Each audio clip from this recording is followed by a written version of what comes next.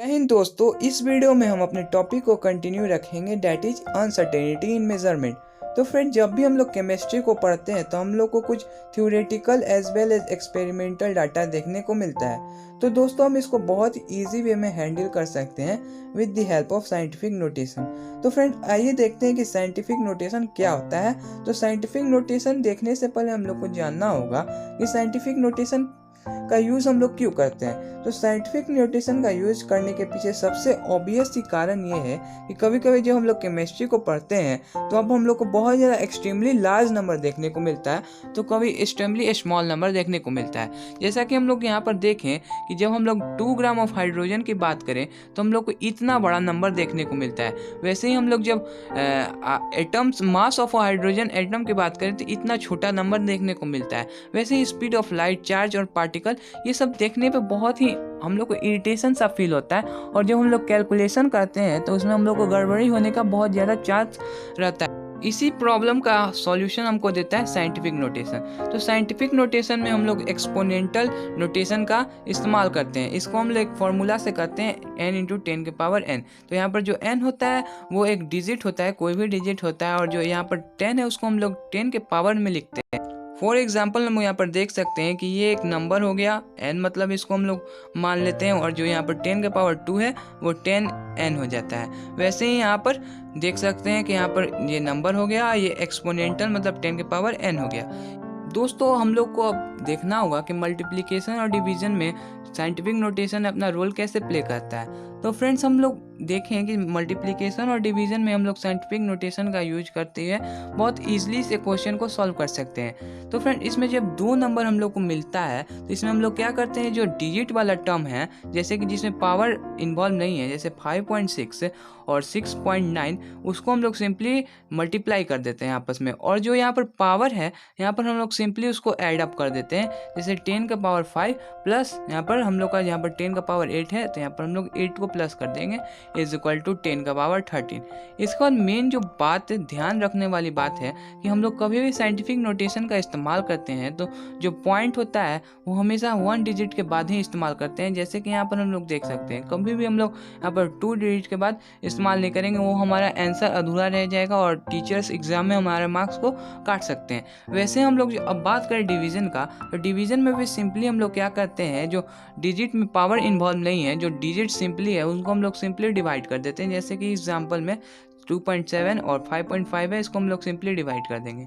इसके बाद क्या होगा फ्रेंड्स, की जो पावर है वो जैसे 10 का पावर 3 है और नीचे जो पावर है ऊपर जाएगा तो यहाँ पर हमेशा माइनस का साइन लगता है, तो यहाँ पर 10 का पावर -7 हो जाएगा। फ्रेंड, इसके बाद यहाँ पर हम लोग 1 डिजिट के बाद यहाँ पर पॉइंट लगा के सिंपली इसका आंसर को निकाल सकते हैं। इसके बाद जो फ्रेंड्स हम लोग का आता है एडिशन और सब्ट्रैक्शन। तो फ्रेंड, एडिशन और सब्ट्रैक्शन करने के लिए भी हम लोग साइंटिफिक नोटेशन का यूज बहुत ईजी वे में और बहुत ही आसानी से कर सकते हैं। तो फ्रेंड, इसमें हम लोग को क्या करना होता है कि हम लोग को पावर को सेम करना होता है। जैसे कि यहाँ पर 10 का पावर 4 है और 10 का पावर 3 है, तो इसको हम लोग जो 10 का पावर 3 है उसको हम लोग को 10 का पावर 4 करना पड़ता है। तो फ्रेंड, जब हम लोग यहाँ पर 10 का पावर 4 कर देते हैं तो इसके बाद सिंपली जैसे हम लोग ऐड करते हैं उसको ऐड कर देते हैं और कॉमन इसमें से 10 का पावर 4 निकाल लेते हैं, जैसा कि यहाँ पर देख सकते हैं, और जो भी आंसर आता है वहाँ पर लिख देते हैं। फ्रेंड, इससे एक बात याद ध्यान देने वाली बात है कि इसमें जो भी जितना नंबर, मतलब जैसे यहाँ पर 3 डिजिट है 0 के बाद, मतलब पॉइंट के बाद, तो हम लोग यहाँ पर जितना ज़्यादा जो नंबर होता है उसी को हम लोग यहाँ पर जो आंसर आता है फाइनल आंसर में लिखते हैं। जैसे कि यहाँ पर देखिए, फाइनल आंसर में हम लोग 3 डिजिट के बाद लिखते हैं। वैसे ही हम लोग सब्ट्रैक्शन भी करते हैं। तो दोस्तों, हम लोग बात करते हैं सिग्निफिकेंस फिगर की। तो इससे पहले हम लोग को एक टर्म देखने को मिलता है, दैट इज प्रिसीजन और एक्यूरेसी। तो फ्रेंड्स, कभी भी हम लोग एक्सपेरिमेंट को मेजर करते हैं तो उसमें कुछ अनसर्टेनिटी मिलती है, मतलब वो पूरी तरह से एक्यूरेट नहीं होता है। मतलब जैसा कि हम लोग 2, मतलब कोई एक्सपेरिमेंट का आंसर आ रहा है, रिजल्ट आ रहा है, तो वहाँ पर 2 ना होकर कभी कभी 2.1 2-3 हो जाता है। तो इसी को हम लोग कहते हैं कि वहाँ पर जो एक्यूरेसी नहीं, वो प्रिसीजन है। तो प्रिसीजन जो होता है वो क्लोजनेस टू मेजरमेंट होता है। मतलब जैसे कि फॉर एग्जांपल हम बात करें तो यहाँ पर हम लोग एक एक्सपेरिमेंट का रिजल्ट आता है 2 0.2। तो फ्रेंड्स हम लोग जब वहाँ पर एक्सपेरिमेंट को परफॉर्म करते हैं तो हमारा रिजल्ट जब आता है 2.3, तो ये जो रिजल्ट्स के बहुत काफ़ी क्लोज है, लेकिन यहाँ पर एक्यूरेट नहीं है, 2.2 नहीं आ रहा है, 2.3 आ रहा है। तो ये प्रिसीजन होता है। और एक्यूरेट की बात करें हम तो एक्यूरेट वो होता है जितना रिजल्ट आया है वही है। जैसे कि यहाँ पर हम लोग एक एग्जाम्पल से हम एक समझते हैं कि यहाँ पर 3 हम लोग को स्टूडेंट है, मतलब स्टूडेंट ए, स्टूडेंट बी, स्टूडेंट सी। तो एक स्टूडेंट जो है वो 2 बार एक्सपेरिमेंट को परफॉर्म करता है। फ्रेंड्स हम लोग कभी भी जो एक्सपेरिमेंट है उसको 2, 3 या 4 बार परफॉर्म करते हैं, एक बार कभी भी मतलब ट्राई करके नहीं छोड़ देते हैं, क्योंकि हम लोग को कभी भी एक्सपेरिमेंट का एवरेज निकालना पड़ता है। एक एक्सपेरिमेंट से हम लोग नहीं कह सकते कि हमारा जो आंसर है वो सही है या गलत है, क्योंकि कभी कभी ये होता है कि एक्सपेरिमेंट के बाद हम लोग को पता ही नहीं चलता है, कुछ छोटा सा मिस्टेक होता है जिसके बारे में हम लोग को पता नहीं चल पाता है। लेकिन जब हम लोग 2 या 3 टाइम्स करते हैं और आंसर तब पर भी नहीं आता है, तो हम लोग को पता चल जाता है कि हम लोग से बहुत कोई भारी मिस्टेक हुई है, मतलब कुछ गलती हुई है। तो इसीलिए हम लोग कभी भी एक बार उसको नहीं करते हैं परफॉर्म, हम लोग 2, 3 या 4 या 5 बार जितना भी हो एक बार नहीं करते हैं। तो यहाँ पर हमारा 3 स्टूडेंट है, ये तीनों 2-2 बार एक्सपेरिमेंट को परफॉर्म कर रहा है। तो स्टूडेंट 1 का जो एक बार आ रहा है, वो पहला जो आ रहा है वो आ रहा है 1.95, दूसरा आ रहा है 1.93। वहीं स्टूडेंट बी का बात करें तो 1.94 आ रहा है और 2.05, और स्टूडेंट 3 का बात करें तो 2.01 और 1.99। तो दोस्तों अब इसका हम लोग जब एवरेज निकालेंगे तो पहले वाले केस में आएगा 1.940। तो फ्रेंड हम लोग पता ही जैसे कि एवरेज कैसे निकालते हैं, सम ऑफ 2 नंबर, मतलब इसको जोड़ देंगे, बाई में डिवाइड में हम लोग 2 डाल देंगे।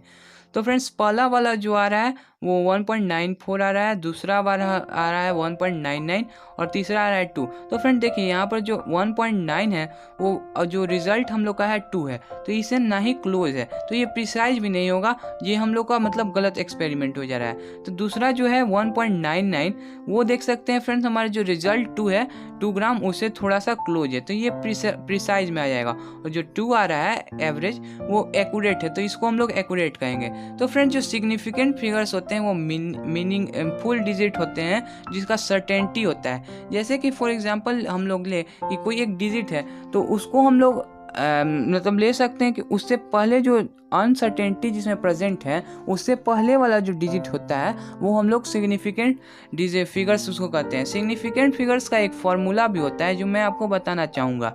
तो दोस्तों सिग्निफिकेंस फिगर में हमारे कुछ एक्यूरेट डिजिट होते हैं और कुछ डाउटफुल डिजिट होते हैं। तो एक्यूरेट डिजिट वही होंगे जो पूरी तरह से मतलब हम लोग को पता होते हैं कि वो एक्यूरेट है। जैसे कि फॉर एग्जांपल हम यहाँ पर देखें 11.2 में, तो यहाँ पर जो 11 है हम लोग को पक्का पता है वो सही है, और जो 2 है वो डाउटफुल है। तो हम लोग का सिग्निफिकेंट फार्मूला होता है कि सिग्निफिकेंस फार्मूला हम लोग का ये सकता है कि जो एक्यूरेट नंबर है उसको जब हम लोग प्लस करते हैं डाउटफुल नंबर से, तो जो भी आंसर आता है वो सिग्निफिकेंट नंबर आता है। तो फ्रेंड जो अनसर्टेनिटी है तो इसको हम लोग दिखा सकते हैं +1 या -1 से। तो जब भी हम लोग का +1 या -1 रहे तो हम लोग को समझ जाना है कि यहाँ पर आंसर 11.3 भी हो सकता है या 11.1 भी हो सकता है। यहाँ पर दोनों आंसर करेक्ट होगा, लेकिन इससे ज़्यादा आता है तो हमारा आंसर गलत हो जाएगा। इसके बाद फ्रेंड्स हमारे पास कुछ सिग्निफिकेंस फिगर्स के रूल होते हैं, जिसको हम लोग 1 बाय 1 करके देखते हैं। तो फ्रेंड्स पहला जो रूल हमारे को कहता है कि जितने भी नॉन जीरो डिजिट होते हैं, मतलब जिसमें जीरो प्रेजेंट नहीं है, वो सारे जो डिजिट हैं वो सिग्निफिकेंट फिगर है। जैसे कि यहाँ पर 285, तो यहाँ पर फ्रेंड्स हम लोग देख सकते हैं कि किसी में भी जीरो प्रेजेंट नहीं है, तो ये सिग्निफिकेंट फिगर हो गए। फिर ऐसे ही हम लोग देखें दूसरा 938, ये जैसे कि ये नंबर लेते हैं, इसमें भी जीरो प्रेजेंट नहीं है, तो ये भी एक सिग्निफिकेंट नंबर। दोस्तों सेकेंड्स वाला हमारा रूल कहता है कि नॉन जीरो जो डिजिट है उसके पहले कोई भी जीरो आता है तो वो सिग्निफिकेंट नहीं माना जाएगा। जैसे फॉर एग्जांपल अब बात करें 0.03 की, तो यहाँ पर जो 3 है वो नॉन जीरो डिजिट है, इसमें जीरो नहीं है, मतलब ये नॉन जीरो डिजिट है। तो फ्रेंड्स यहाँ पर देख सकते हैं इससे पहले जितना भी जीरो आएगा वो सब सिग्निफिकेंट नहीं होंगे, सिर्फ इसमें 1 सिग्निफिकेंट फिगर होगा, डेट इज 3। वैसे यहाँ पर हम लोग 0.052 का बात करें तो यहाँ पर हम लोग का 2 ही सिग्निफिकेंट फिगर होगा। इसके बाद जो फ्रेंड्स हमारा थर्ड रूल कहता है कि 0 between 2 non zero digits are significant. तो फ्रेंड्स इसका कहने का मतलब ये होता है कि जैसे यहाँ पर 2005 है, हम यहाँ पर एग्जांपल ले तो यहाँ पर देख सकते हैं ये नॉन जीरो डिजिट है, ये भी नॉन जीरो थे। इसमें जितना भी अब जीरो है, कितना भी जीरो है, वो सारे सिग्निफिकेंट होंगे। तो इस एग्जाम्पल में हम लोग देख सकते हैं कि 4 सिग्निफिकेंट फिगर है। वैसे ही हम लोग यहाँ पर भी देख सकते हैं, यहाँ पर कितना भी जीरो है सारे के सारे सिग्निफिकेंट में आते हैं। इसमें हमारे हो जाएंगे 6 सिग्निफिकेंस फिगर। इसके बाद जो फ्रेंड्स 4 और मोस्ट कंफ्यूजिंग है कि इसमें क्या होता है कि जो भी राइट साइड में हम लोग जीरो को लिखते हैं तो वो सारे सिग्निफिकेंट होते हैं। फॉर एग्जांपल अब बात करें, मतलब लेकिन यहाँ पर कंडीशन ये होता है कि वो वहाँ पर पॉइंट का होना जरूरी है और वो हमेशा राइट साइड में होगा। जैसे फॉर एग्जांपल यहाँ पर हम लोग देखें तो यहाँ पर पॉइंट प्रेजेंट है और यहाँ पर राइट में हमारा जीरो लग रहा है, तो यहाँ पर हमारे पास 3 सिग्निफिकेंट फिगर होंगे। लेकिन फ्रेंड्स वही हम लोग बात करें यहाँ पर 100 की, तो फ्रेंड्स यहाँ पर हम देख सकते हैं कि यहाँ पर पॉइंट प्रेजेंट नहीं है, लेकिन यहाँ पर राइट है, तो यहाँ पर एक ही सिग्निफिकेंस फिगर होंगे।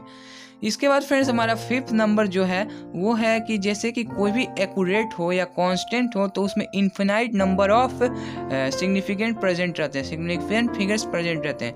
जैसा फॉर एग्जांपल हम लोग बात करें 2, तो 2 को हम लोग ऐसे भी लिख सकते हैं। तो फ्रेंड यहाँ पर देख सकते हैं, यहाँ पर पॉइंट है, जैसा कि मैंने रूल नंबर 4 में भी आपको बताया, जब भी पॉइंट प्रेजेंट रहता है उसके बाद जितने भी राइट पे यहाँ पर जीरो आते हैं सारे सिग्निफिकेंट्स में आते हैं। तो फ्रेंड्स यहाँ पर हम लोग देख सकते हैं कि यहाँ पर कितना भी हम लोग जीरो होते हैं तो ये इन्फिनाइट होते हैं। वैसे ही कोई भी अगर कांस्टेंट डिजिट है जैसे कि एल्गोद्रो नंबर या और भी जैसे कुछ ग्रेविटी वाला होता है, वो सारे जो होते हैं उसमें infinite number of significant present रहते हैं। फ्रेंड इसके बाद जो हमारा लास्ट वाला ये रूल है, रूल तो नहीं कहेंगे लेकिन एक टाइप का हम लोग के पास है कि जब भी पावर्स के टर्म में लिखा रहता है तो वो भी सिग्निफिकेंट नहीं होता है। जैसे 4.04 इंटू 10 का पावर 3 है, तो यहाँ पर जो 10 का पावर 3 है उसको हम लोग नहीं लेते हैं, लेकिन जो ये वाला टर्म होता है उसको लेते हैं। तो फ्रेंड इसमें हम लोग देख सकते हैं 30 प्रेजेंट है। अब बात करते हैं addition and subtraction of significance figure. तो इसमें हम लोग सिंपली ऐड कर देते हैं। इसके बाद जो फ्रेंड्स हम लोग क्या करते हैं एडिशन और सब्ट्रैक्शन में, मतलब नॉर्मली जैसे हम लोग ऐड करते हैं किसी भी ऐड और सब्ट्रैक्ट को, उसको हम लोग सिंपली ऐड कर देते हैं और जिसमें सबसे कम सिग्निफिकेंट फिगर प्रेजेंट रहता है उसके बाद इतना डिजिट को हम लोग लिख देते हैं। तो दोस्तों इस वाले एग्जांपल में हम लोग क्लियरली देख सकते हैं 18.0 मतलब इसमें एक ही सिग्निफिकेंस प्रेजेंट है क्योंकि यहाँ पर राइट साइड है और यहाँ पर पॉइंट प्रेजेंट है। तो यहाँ पर हम लोग सिर्फ और सिर्फ ओनली 1 प्लेस तक ही यहाँ पर हम लोग लिखेंगे किसी भी फिगर को। 13.122 है तो हम लोग 13.1 ही लिखेंगे। अब बात आता है मल्टीप्लिकेशन और डिवीजन की। तो मल्टीप्लिकेशन और डिवीजन में सेम यही रूल लगता है, सिंपली हम लोग मल्टीप्लाई कर देंगे, सिंपली हम लोग डिवाइड कर देंगे जैसे हम लोग 1 क्लास से करते आ रहे हैं। उसके बाद जो इसमें सबसे कम सिग्निफिकेंट फिगर्स प्रेजेंट होंगे वहाँ पर इतने डिजिट बाद हम लोग वहाँ पर लिख देंगे। दोस्तों हमारे पास कुछ राउंडिंग ऑफ करने के कुछ नंबर है। जैसे कोई एक डिजिट है बहुत ज़्यादा लंबा जा रहा है तो उसको हम लोग राउंडिंग ऑफ कर सकते हैं। जैसे फॉर एग्जांपल हम लोग एक डिजिट ले सकते हैं, ऐसे बहुत लंबा तक जा रहा है तो इसको हम लोग एक राउंड ऑफ करके कुछ नंबर तक ही इसको लिमिट कर सकते हैं। इसके लिए हमारे पास 3 रूल है। पहला रूल है कि जब भी कोई भी एक डिजिट है वो मतलब हम लोग देखें यहाँ पर 2 टर्म्स के बाद 5 से ज़्यादा है तो उसमें हम लोग एक प्लस कर देते हैं। फॉर एग्जांपल अब बात करते हैं यहाँ पर देख सकते हैं 1.386, तो यहाँ पर देख सकते हैं जो थर्ड वाला टर्म है वो 5 से ज़्यादा है तो इसमें एक प्लस कर देंगे हम लोग और यहाँ पर हो जाएगा 1.39। इसके बाद वैसे ही सेकेंड वाला रूल है, जो हम लोग का 5 से जब भी कम होता है, लेस होता है, तो हम उसमें कुछ भी नहीं करते हैं, सिर्फ वैसे जैसे रहता है उसको एक लास्ट है जो थर्ड टर्म है उसको रिमूव कर देते हैं। जैसे 4.344 है तो इसमें देख सकते हैं फ्रेंड्स यहाँ पर जो 4 है वो 5 से लेस है तो इसमें हम सिंपली कुछ नहीं करेंगे, बस यहाँ तक हम लाकर यहाँ पर छोड़ देंगे, ये हमारा फाइनल आंसर हो जाएगा। फ्रेंड थर्ड रूल जो हमारे पास है वो सिर्फ 5 ही को लेकर है, मतलब हम लोग अब तो कंपेयर करें ऑन द बेसिस ऑफ 5, लेकिन अगर कोई नंबर में 5 ही लास्ट में हो तो उसके लिए हम लोग क्या करेंगे। तो फ्रेंड इसके लिए भी हमारे पास 2 चीज़ है। अगर लास्ट वाला 5 से जो एंडिंग हो रहा है उससे पहले वाला टर्म इवन है तो उसमें हम लोग कोई चेंज नहीं करते हैं, लेकिन जब ऑड है नंबर उसमें प्रेजेंट है तो उसमें हम लोग +1 कर देते हैं। फॉर एग्जांपल अब बात करें तो यहाँ पर जब 3.445 है तो हम लोग यहाँ पर कुछ चेंज नहीं करेंगे, सिंपली हम लोग लिख देंगे 3.4।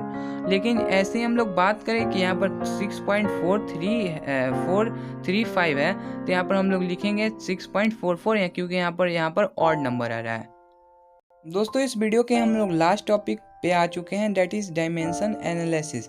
तो फ्रेंड डायमेंशन एनालिसिस है कि जब भी हम लोग कोई 1 यूनिट्स को दूसरे यूनिट्स में कन्वर्ट करते हैं तो उसको हम लोग डायमेंशन एनालिसिस करते हैं, या फैक्टर लेवल मेथड करते हैं, या यूनिट फैक्टर मेथड करते हैं, या डायमेंशन एनालिसिस करते हैं। ये सारे इसी के नाम है। तो इसको हम लोग समझते हैं with the help of example. तो इस एग्जाम्पल में हम लोग को क्या करना है कि 3 इंच को हम लोग सेंटीमीटर में कन्वर्ट करना है। तो फ्रेंड्स 1 इंच जो होता है, 1 इंच जो होता है वो 2.54 सेंटीमीटर के इक्वल होता है। तो फ्रेंड्स जो 1 इंच को हम लोग ऐसे भी लिख सकते हैं, जैसे कि यहाँ पर हम लोग कोई ऐसे भी, हम एग्जांपल से आपको समझाते हैं कि ऐसे कोई एक डिजिट दिया रहता है तो हम लोग x बराबर यहाँ पर हम लोग लिख सकते हैं 4/3। वैसे यहाँ पर हम लोग को किया जाता है कि हम लोग 1 लिख के यहाँ पर कर सकते हैं। इसके बाद हम लोग को क्या करना होता है कि जो भी टर्म हमको रिमूव करना है उसको नीचे लिखेंगे। तो एक टर्म में तो ऐसे हम लोग लिख सकते हैं 1 इंच बाई 254, और एक बार में हम लोग ऐसे लिख सकते हैं। तो जिसको हम लोग रिमूव करना है उस वाले को हम लोग यूज करेंगे।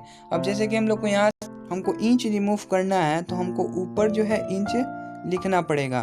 तो हम लोग यहाँ पर देखते हैं कि जो इंच है तो उसको हम लोग यहाँ पर इंच से कटवा देते हैं। यहाँ पर 1 इंच नीचे लिखेंगे और यहाँ पर 3 इंच और यहाँ पर 2 × 54 सेंटीमीटर लिखेंगे और सिंपली कैलकुलेट कर देंगे, आंसर आ जाएगा 7.6 सेंटीमीटर। ऐसे ही हम लोग डायमेंशन एनालिसिस करते हैं। इसके 2 एग्जाम्पल और हैं, खुद इसको एक बार ट्राई कीजिएगा। अगर समझ में ना आए तो कमेंट सेक्शन में डाल दीजिएगा, मैं इसको आपको अच्छी तरह से समझा दूंगा। That's all from this video. अगले वीडियो में हम लोग कुछ लॉ के बारे में देखेंगे, कुछ एटॉमिक थ्योरी के बारे में देखेंगे। अगर वीडियो पसंद आई हो तो इसको एक लाइक कर दीजिए और अपने फ्रेंड्स के साथ शेयर कर दीजिए। चैनल पे नए हैं तो चैनल को सब्सक्राइब कर लीजिए और पुराने हैं तो नोटिफिकेशन बेल को ऑन कर लीजिए, जिससे मैं जब भी कोई वीडियो को अपलोड करूँगा तो आपको सबसे पहले नोटिफिकेशन आ जाएगा और ये बिल्कुल फ्री है। तो थैंक्स फॉर वॉचिंग। जय हिंद।